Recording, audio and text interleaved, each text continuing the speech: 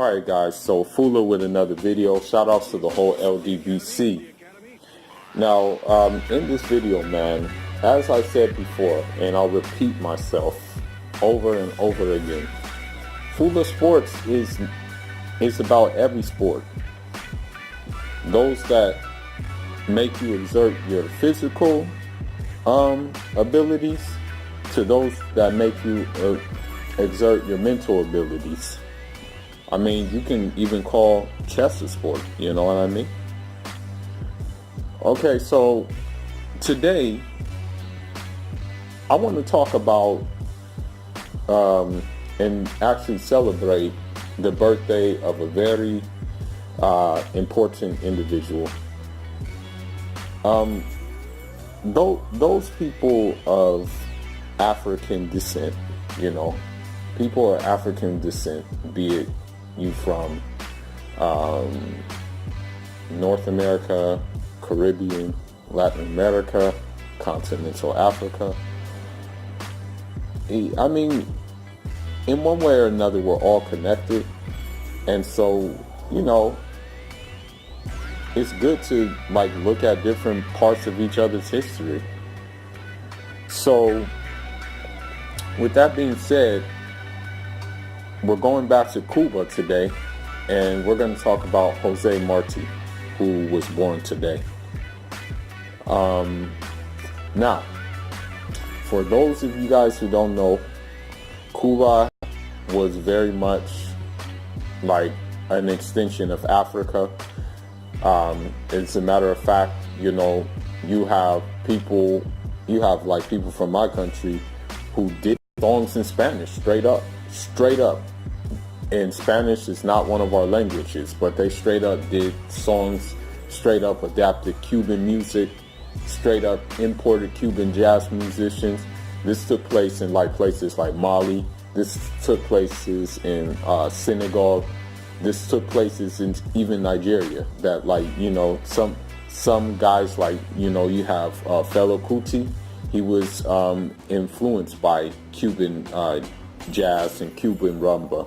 So, you know, pretty much we, like, the Africans who were not brainwashed by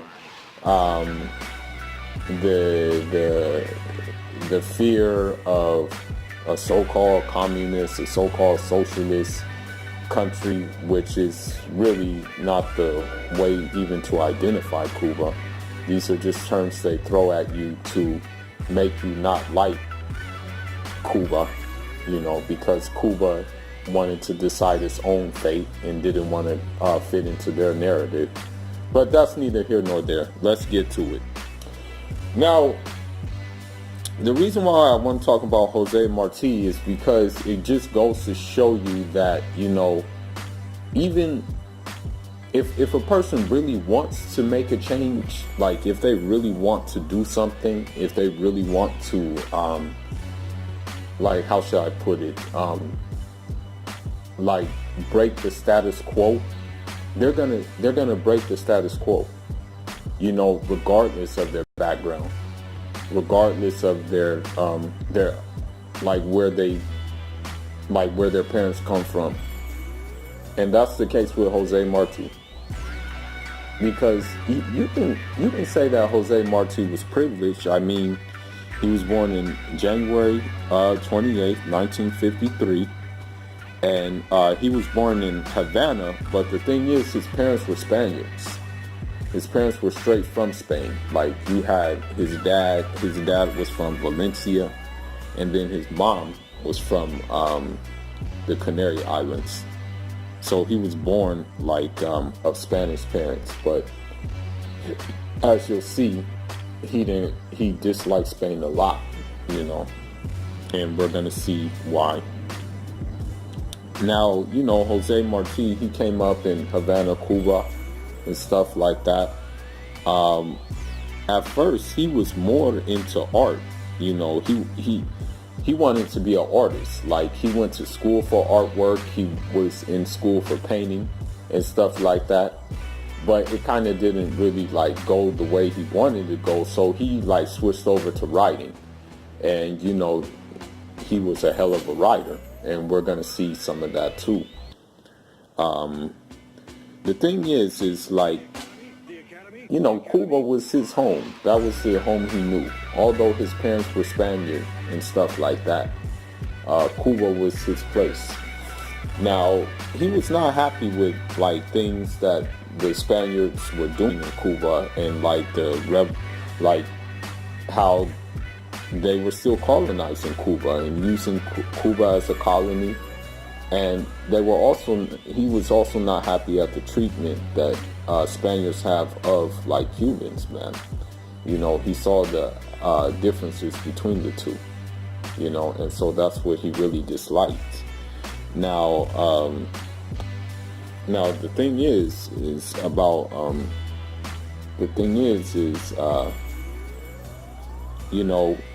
he wrote about this, and he was disenfranchised, and because he was disenfranchised about it and wrote a letter to another comrade of his, the Spaniards got wind of that, and what they did is, only at 16 years old, they sent him to prison. And after they sent him to prison, man, they deported him. They deported him to Spain. At first, what Marti was thinking is, he was like, well, maybe like me being in Spain isn't a bad thing, because maybe I can get some love for the so-called motherland. Like maybe I can start to love the motherland more, by me being in Spain.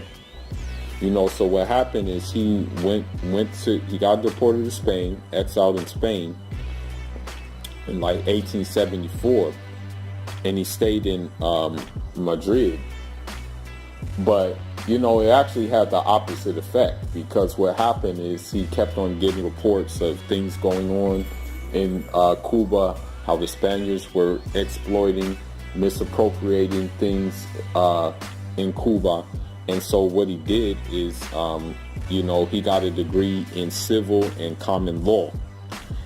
And then, after he was in Spain, because he met with other Cubans in Spain who felt the same way that he did, so the love of the motherland was not there. Rather, it just, like by meeting these other exiled Cubans in Spain, he just furthermore wanted to free the country, free Cuba. Now, in 1875, he went to Mexico City. And there in Mexico City, he decided to start writing. He made he wrote for different things like newspapers. He wrote for just a whole bunch of different articles.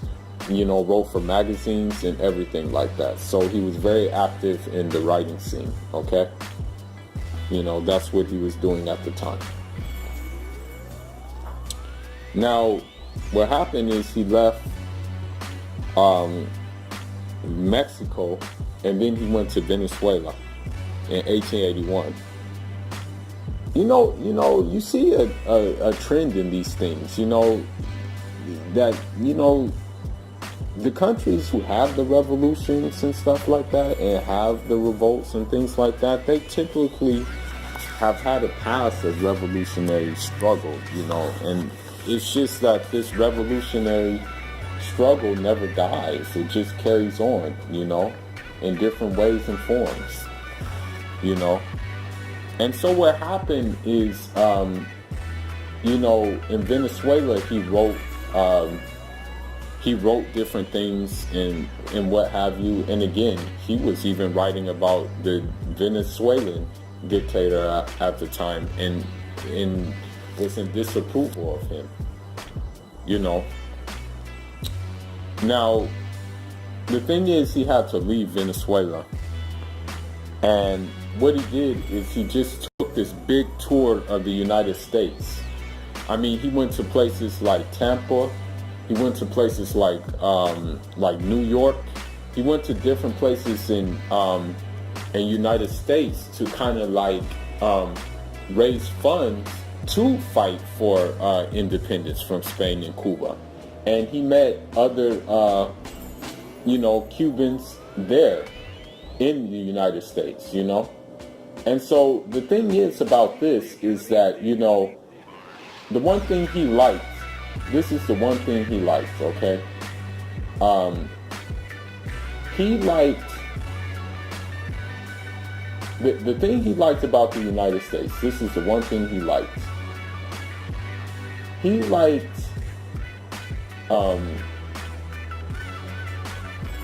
the work ethic that people had in the United States at the time. He liked the fact that, there was I guess you can say at the time, there was a good freedom of press and things like that. He liked those kind of values that were there in the United States. What he didn't like, though, is the imperialism of the United States. And he actually wrote against that. He actually had a lot of writings based on the fact that it was wrong and that he really disapproved on what the plans were for Cuba, because, what happened is that, the United States, what they wanted to do, man, they wanted to buy Cuba off of Spain. That's what the original plan was for them. Not only did he go to the United States, but he went to different places where there were exiled Cubans. I mean, there were some in Haiti, there were some in Dominican Republic, there were some in Jamaica. He went to all these places. Now, he was going to attack. He wanted to wait until the ideal time to start resisting, to start his war of independence. But the thing is, there were two guys that were eager to start the war of independence later, and sooner than later, and that kind of led to a rift between them. But eventually they settled that rift. Now, there was a Dominican who was involved in the freedom fight for Cuba, and his name was Maximo Gomez. And there was another guy who we'll do a later show about when that time is near, and his name was Antonio Maceo, and he was Cuban born, and he wanted to fight for independence as well at the time. But for Jose Marti, it wasn't a good time. He wanted to wait and bide his time and he wanted to gather more resources in order to do the fight for independence, Now, the one thing I want to say about Jose Marti is, here you have a guy who's a writer, who is studied in law, but yet he became a fighter. He became a fighter. He was in the field. It was either killed or be killed. So there really isn't no excuse for anybody who says that, we can't fight and this, that, and the other. If it's in you, it's in you, man. No matter what. You can get the training as you go along. You can study. You learn from mistakes. That's how that really works most of the time. You learn from your errors and you apply them. And so, guess what? He did just that. And he fought in the field. He was fighting the Spaniards, man. But, unfortunately, what happened is, in 1895, he got killed in the battle. He got killed in battle. But the thing is, his legacy lives on, man. He has writings. Jose Marti has writings. They have Jose Marti Airport. You can look at murals on the wall in Cuba. They have Jose Marti.